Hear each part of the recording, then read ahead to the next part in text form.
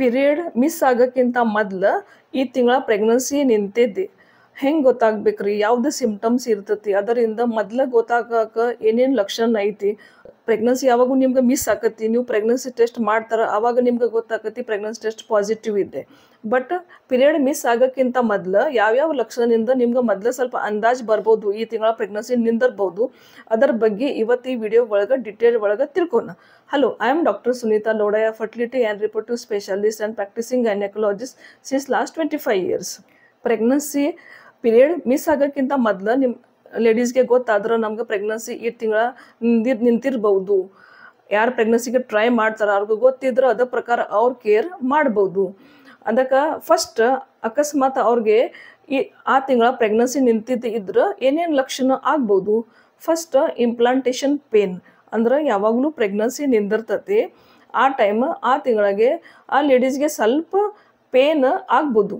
ಇದು pain light ಇರ್ತತಿ, ಅಂದ್ರೆ ಹೊಟ್ಟೆದ ತಳಗಿಂದ ಭಾಗ ಒಳಗೆ ಇರ್ತತಿ, ಸೆಂಟರ್ ಒಳಗೆ ಇರ್ಬೋದು ಇಲ್ಲಾಂದ್ರೆ ಸೈಡ್ಗೆ ಇರ್ಬೋದು. ಇದು ಭಾಳ ಮೈಲ್ಡ್ ಪೇನ್ ಇರ್ತತಿ. ಇದು ಸ್ವಲ್ಪ pricking pulling other type pain ಇರ್ತತಿ. ಒಂದು ದಿವಸ ಇಲ್ಲಾಂದ್ರೆ 2 ದಿವಸ ಅಷ್ಟು ಪೇನ್ ಇರ್ತತಿ. ಆಮೇಲೆ ಇದು ಪೇನ್ ತಾನ ಹೋಗ್ತತಿ. ಈ ಪೇನ್ ಸಲಗ ನಿಮ್ದು ಯಾವುದೇ ಥರದ ಪೇನ್ ಕಿಲ್ಲರ್ ಗುಳಿಗೆ ತಗೊಳ್ಳೋದ ಅವಶ್ಯಕತೆ ಇರಂಗಿಲ್ಲ. ಇದು ಸ್ಪಾಂಟೇನಿಯಸ್ ರಿಸಾಲ್ವ್ ಆಕತಿ. ಸ್ವಲ್ಪ ಪ್ರಮಾಣಲೇ ಪೇನ್ ಇರ್ತತಿ. ಇದು ಪೇನ್ ಯಾಕೆ ಆಕತಿ ಅದನ್ನ ನೋಡೋಣ. ಇದು ಇಂಪ್ಲಾಂಟೇಷನ್ ಪೇನ್ ಅಂದ್ರೆ ಯಾವಾಗಲೂ ಪಾಪು ಗರ್ಭಚೀಲ ಒಳಗೆ ಹೋಗಿ ಕುಂದಿರ್ತತಿ. ಆ ಟೈಮ್ ಅದ ಬರೋ ಮಾಡ್ತತಿ ಎಂಡೋಮೆಟ್ರಿಯಮ್ಗೆ. ಅದ ಗರ್ಭಚೀಲದ ಪರದೆಗ ಹರದ ಒಳಗೆ ಹೋಗತಿ. ಇದರಿಂದ ಸ್ವಲ್ಪ ಪೇನ್ ಆಗ್ಬೋದು. ಇದು ಇಂಪ್ಲಾಂಟೇಷನ್ ಪೇನ್ ಅಂತಾರೆ. ಇದು ಎಲ್ಲರಿಗೆ ಇದು ಪೇನ್ ಆಗಂಗಿಲ್ಲ. 50% ಹೆಣ್ಮಕ್ಳಿಗೆ ಇದು ಪೇನ್ ಇರ್ತತಿ. ಆಮೇಲೆ ಇದು ಪೇನ್ ಜೋಡಿ ಒಂದೊಂದ್ಸಲ ಇಂಪ್ಲಾಂಟೇಷನ್ ಬ್ಲೀಡಿಂಗ್ನ ಆಗ್ಬೋದು. ಇಂಪ್ಲಾಂಟೇಷನ್ ಬ್ಲೀಡಿಂಗ್ ಆರ್ ಸ್ಪಾಟಿಂಗ್ ಅಂದ್ರೆ ಪಿಂಕಿಶ್ ಬ್ರೌನ್ ಡಿಸ್ಚಾರ್ಜ್ ಆಗ್ಬೋದು, ಇಲ್ಲಾಂದ್ರೆ ಸ್ವಲ್ಪ ಸ್ಪಾಟಿಂಗ್ ಟೈಪ್ ಬ್ಲೀಡಿಂಗ್ ಆಗ್ಬೋದು. ಇದನ್ನ 50% ಲೇಡೀಸ್ಗೆ ಆಗ್ಬೋದು, ಎಲ್ಲರಿಗೆ ಇದು ಬರಂಗಿಲ್ಲ. ಆಮೇಲೆ ಮತ್ತು ಇದು ಪೇನ್ ಯಾವಾಗ ಆಕತಿ? ಇದು ಪೇನ್ ಜನರಲಿ ಓವ್ಯುಲೇಷನ್ ಆದಮೇಲೆ 6ರಿಂದ 12 ದಿವಸ ಆದಮೇಲೆ ಆಕತಿ. ಇದು ಫಸ್ಟ್ ಓವ್ಯುಲೇಷನ್ ಅಂದ್ರೆ ಏನು ತಿಳ್ಕೊಣ. ಓವ್ಯುಲೇಷನ್ ಅಂದ್ರೆ ಸ್ತ್ರೀ ಬೀಜ ಓವರಿಯಿಂದ ರಿಲೀಸ್ ಆಕತಿ, ಅದ್ರಾಗ ಓವ್ಯುಲೇಷನ್ ಅಂತಾರೆ. ಇದು ಸ್ತ್ರೀ ಬೀಜ ಯಾವಾಗಲೂ ಓವರಿಂದ ರಿಲೀಸ್ ಆದಮೇಲೆ ಟ್ಯೂಬ್ ಒಳಗೆ ಹೋಗತಿ. ಅಲ್ಲೇ ಸ್ಪರ್ಮ್ದ ಜೋಡಿ ಓಮ್ದ ಫರ್ಟಿಲೈಸೇಷನ್ ಆಗಿ ಪಾಪು ತಯಾರಾಗಿ ಗರ್ಭಚೀಲ ಒಳಗೆ ಬಂದು ಕುಂದಿರ್ತತಿ. ಈ ಓವ್ಯುಲೇಷನ್ ಇಂದ್ರ ಸ್ತ್ರೀ ಬೀಜ ರಿಲೀಸ್ ಆದಮೇಲೆ ಆ ಟೈಮಿಂದ ಗರ್ಭಚೀಲ ಒಳಗೆ ಕುಂದ್ರಾಕ ಈ ಟೈಮ್ಗೆ ಅಂದಾಜು 6ರಿಂದ 12 ದಿವಸ ಬೇಕಾಕತಿ. ಅದ್ರ ಸಲಾಗ ಇಂಪ್ಲಾಂಟೇಷನ್ ಪೇನ್ ಯೂಶುವಲಿ ಓವ್ಯುಲೇಷನ್ ಆದಮೇಲೆ 6ರಿಂದ 12 ದಿವಸ ಆದಮೇಲೆ ಇರ್ತತಿ. ಅದಕ್ಕೆ ನಿಮ್ದು ಟೈಮ್ ಪೀರಿಯಡ್ ಎಷ್ಟು ದಿವಸದ ಸೈಕಲ್ ಐತಿ ಅದ್ರ ಪ್ರಕಾರ ನೀವು ಕ್ಯಾಲ್ಕುಲೇಟ್ ಮಾಡ್ಬೋದು. ಫಾರ್ ಎಕ್ಸಾಂಪಲ್ ನಿಮ್ದು ಸೈಕಲ್ ಮಂತ್ಲಿ ಸೈಕಲ್ 28 ಡೇಸ್ದ ಸೈಕಲ್ ಇದೆ. 28 ಡೇಸ್ ಇದ್ರೆ 14th day is the day of ovulation. ಅಂದ್ರೆ ನಿಮ್ಗೆ ಇಂಪ್ಲಾಂಟೇಷನ್ ಪೇನ್ 20ನೇ ದಿವಸದಿಂದ 26 ದಿವಸ ಮಟ್ಟ ಆಗ್ಬೋದು. ಅದಕ್ಕೆ ನಿಮ್ದು ಎಷ್ಟು ದಿವಸ ಸೈಕಲ್ ಐತೆ ಅದ್ರ ಪ್ರಕಾರ ನೀವು ಕ್ಯಾಲ್ಕುಲೇಟ್ ಮಾಡ್ಬೋದು.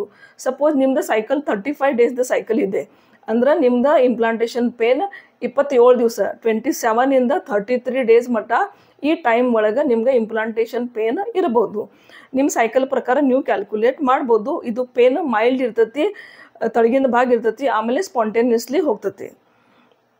ಇಂಪ್ಲಾಂಟೇಷನ್ ಪೇನ್ ಜೋಡಿ ಇಂಪ್ಲಾಂಟೇಷನ್ ಬ್ಲೀಡಿಂಗ್ನ ಇರ್ಬೋದು. ಮತ್ತು ಒಂದೊಂದ್ಸಲ ಇಂಪ್ಲಾಂಟೇಷನ್ ಪೇನ್ ಜೋಡಿ ಕೆಲವರು ಸಿಂಪ್ಟಮ್ಸ್ ಹೆಣ್ಮಕ್ಳಿಗೆ ಆಗ್ಬೋದು. ಅಂದ್ರೆ ಸ್ವಲ್ಪ ಅವ್ರಿಗೆ ವಾಂತಿ ಟೈಪ್ ಅನ್ನಿಸ್ಬೋದು, ನಾಜಿಯಾ. ವಾಂತಿ ಬರಂಗಿಲ್ಲ ಬಟ್ ವಾಂತಿ ಬರ್ತತಿ, ಹಂಗೆ ಫೀಲಿಂಗ್ ಆಕತಿ.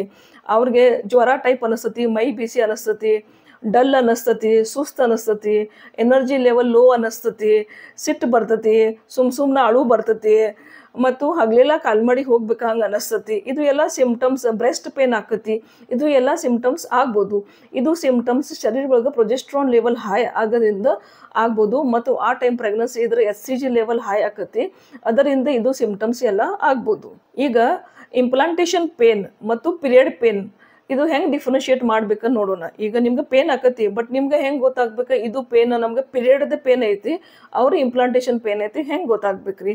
ಫಸ್ಟ್ ಪೀರಿಯಡ್ ಪೇನ್ ಸಿವಿಯರ್ ಇರ್ತತಿ. ಅಂದ್ರೆ ಪೀರಿಯಡ್ದ ಪೇನ್ ಯಾವಾಗಲೂ ಬರ್ತತಿ, ಅದು ಜಾಸ್ತಿ ಸಿವಿಯರಿಟಿ ಇರ್ತತಿ. ಸಿವಿಯರ್ ಪೇನ್ ಇರ್ತತಿ, ಅದು ಕ್ರ್ಯಾಂಪ್ ಲೈಕ್ ಪೇನ್ ಇರ್ತತಿ.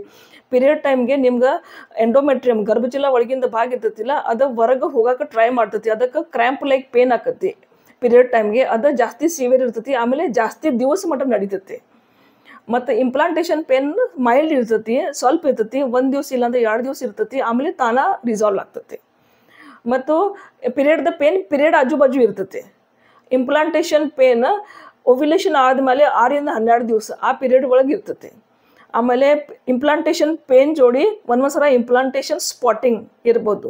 ಬಟ್ ಪಿರಿಯಡ್ ಜೊತೆ ಇದು ಪೇನ್ ಇರ್ತೈತಿ, ಅದು ಬ್ಲೀಡಿಂಗ್ ಇರ್ತೈತಿ, ಅದು ಹೆವಿ ಬ್ಲೀಡಿಂಗ್ ಇರ್ತೈತಿ, ಜಾಸ್ತಿ ಬ್ಲೀಡಿಂಗ್ ಇರ್ತೈತಿ. ನಿಮ್ಗೆ ಗೊತ್ತಾಗತಿ ಪಿರಿಯಡ್ ಒಳಗೆ ಜನರಲಿ ನೀವು ಎಷ್ಟು ಪ್ಯಾಡ್ ಚೇಂಜ್ ಮಾಡ್ತಾರೆ, ಎಷ್ಟು ಬ್ಲೀಡಿಂಗ್ ಆಗುತ್ತೆ, ಅದ್ರ ಪ್ರಕಾರ ಪಿರಿಯಡ್ ಬ್ಲೀಡಿಂಗ್ ಇರ್ತೈತಿ. ಬಟ್ ಇಂಪ್ಲಾಂಟೇಷನ್ ಬ್ಲೀಡಿಂಗ್ ಭಾಳ ಮೈಲ್ಡ್ ಇರ್ತೈತಿ, ಸ್ವಲ್ಪ ಸ್ಪಾಟಿಂಗ್ ಅಷ್ಟು ಇರ್ತೈತಿ. ಆಮೇಲೆ ಇಂಪ್ಲಾಂಟೇಷನ್ ಪೇನ್ ಜೊತೆ ನಿಮ್ಗೆ ಸಿಮ್ಟಮ್ಸ್ ಏನಿರ್ತೈತಿ, ನಾಜಿಯಾ, ಬ್ರೆಸ್ಟ್ ಪೇನ್, ವಾಂತಿ, ಇದು ಎಲ್ಲ ಇರ್ತೈತಿ, ಅದು ಹೆಚ್ಚಿಗೆ ಆಗ್ತೈತಿ. ಬಟ್ ಕೆಲವ್ರ ಮಂದಿಗೆ ಇದು ಸಿಮ್ಟಮ್ಸ್ ಇದ್ರೆ, ಫಾರ್ ಎಕ್ಸಾಂಪಲ್ ನಾವು ಅದು PMS ಹೇಳ್ತೀನಿ, ಪ್ರೀ ಮೆನ್ಸ್ಟ್ರುವಲ್ ಸಿಂಡ್ರೋಮ್. ಅಂದ್ರೆ ಕೆಲವ್ರ ಮಂದಿಗೆ breast pain, Nazia, heaviness, mood changes, ಇದು ಏನೇನು ಇರ್ತೈತಿಲ್ಲ, ಇದು ಪಿರಿಯಡ್ ಆದಮೇಲೆ ಇನ್ಫೆಕ್ಟ್ ಹೋಗ್ಬಿಡ್ತೈತಿ. ಇದು PMS ಇದ್ರೆ ಇದು ಪಿರಿಯಡ್ಸ್ ಇದು ಸಿಮ್ಟಮ್ಸ್ ಎಲ್ಲ ಹೋಗ್ಬಿಡ್ತೈತಿ. ಬಟ್ ಇಂಪ್ಲಾಂಟೇಷನ್ ಪ್ರೆಗ್ನೆನ್ಸಿ ಆಗೈತಿದ್ರೆ ಇದು ಇಂಪ್ಲಾಂಟೇಷನ್ ಪೇನ್ ಜೋಡಿ ಇದೆಲ್ಲ ಸಿಮ್ಟಮ್ಸ್ ಹೆಚ್ಚಿಗೆ ಆಕತಿ. ಅದಕ್ಕೆ ಇದು ಸ್ವಲ್ಪ ಲಕ್ಷ್ಯ ಮಾಡಿ ನೋಡಿದ್ರೆ ನಿಮ್ಗೆ ಗೊತ್ತಾಕತಿ ಇದು ಪೇನ್ ನಮ್ದು ಇಂಪ್ಲಾಂಟೇಷನ್ ಪೇನ್ ಐತಿ, ಪಿರಿಯಡ್ ಪೇನ್ ಐತಿ. ಪ್ರತಿ ತಿಂಗಳ ನಿಮ್ಮ ಪಿರಿಯಡ್ ಟೈಮ್ಗೆ ಪೇನ್ ಬರ್ತೈತಿ. ಅದಕ್ಕೆ ನೀವು ಅಂದಾಜು ಮಾಡ್ಬೋದು ಇದು ಪೇನ್ ಯಾವ ಟೈಪ್ ನೋವು ಐತಿ, ನಮ್ಗೆ ಆ ಟೈಪ್ ಪಿರಿಯಡ್ ಟೈಪ್ ಪೇನ್ ಐತಿ ಅವ್ರು ಇದು ಟೈಪ್ ಪೇನ್ ಐತಿ, ನೀವು ಡಿಫ್ರೆನ್ಶಿಯೇಟ್ ಸ್ವಲ್ಪ ಮಾಡ್ಬೋದು.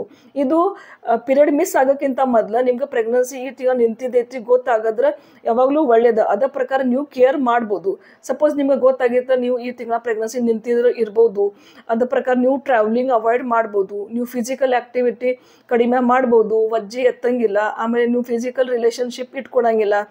ಆಮೇಲೆ ಸಪೋಸ್ ನಿಮ್ಗೆ ಜ್ವರ, ಕೆಮ್ಮು, ನೆಗಡಿ ಬಂತ ಅದ ಪ್ರಕಾರ ಯಾವ ಟ್ಯಾಬ್ಲೆಟ್ಸ್ ಪ್ರೆಗ್ನೆನ್ಸಿ ಒಳಗೆ ಸೇಫ್ ಇರ್ತೈತಿ ಅದ ಗುಳಿಗೆ ನೀವು ತಗೋಬೋದು.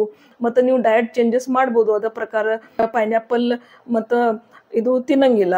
ಆಮೇಲೆ ನೀವು ಫೋಲಿಕ್ ಆ್ಯಸಿಡ್ ಸ್ಟಾರ್ಟ್ ಮಾಡ್ಬೋದು, ನೀವು ಜಲ್ದಿ ಗೈನಕಾಲಜಿಸ್ಟ್ ಕಡೆ ಹೋಗ್ಬೋದು. ಅದಕ್ಕೆ ನಿಮ್ಗೆ ಫಸ್ಟ್ ಜಸ್ಟ್ ಐಡಿಯಾ ಬಂತಕಿ ನಮ್ಗೆ ಈ ತಿಂಗಳ ಪ್ರೆಗ್ನೆನ್ಸಿ ಇರ್ಬೋದು. ಅದ ಪ್ರಕಾರ ನೀವು ಕೇರ್ ಮಾಡ್ಕೊಂಡು ನಿಮ್ಗೆ ಪ್ರೆಗ್ನೆನ್ಸಿ ಕಂಟಿನ್ಯೂ ಮಾಡೋಕ್ಕೆ ಅದು ಟ್ರೈ ಮಾಡ್ಬೋದು. ನಿಮ್ಗೆ ಅಬೋರ್ಷನ್ ಚಾನ್ಸ್ ಕಡಿಮೆ ಮಾಡೋಕ್ಕೆ ಹೆಲ್ಪ್ ಆಕತಿ. ಅದಕ್ಕೆ ಇವತ್ತು ಈ ವಿಡಿಯೋ ಒಳಗೆ ಪ್ರೆಗ್ನೆನ್ಸಿದ ಸ್ಟಾರ್ಟಿಂಗ್ ಲಕ್ಷಣ ಏನೇನು ಇರ್ತೈತಿ, ಪಿರಿಯಡ್ ಮಿಸ್ ಆಗೋಕ್ಕಿಂತ ಮೊದಲು ನಮ್ಗೆ ಹೆಂಗೆ ಗೊತ್ತಾಗಬೇಕು ಈ ತಿಂಗಳ ಪ್ರೆಗ್ನೆನ್ಸಿ ನಿಂತಿದ್ದೈತಿ ಅದ್ರ ಬಗ್ಗೆ ನಾವು ಡಿಟೇಲ್ ಒಳಗೆ ನೋಡಿದ್ವಿ.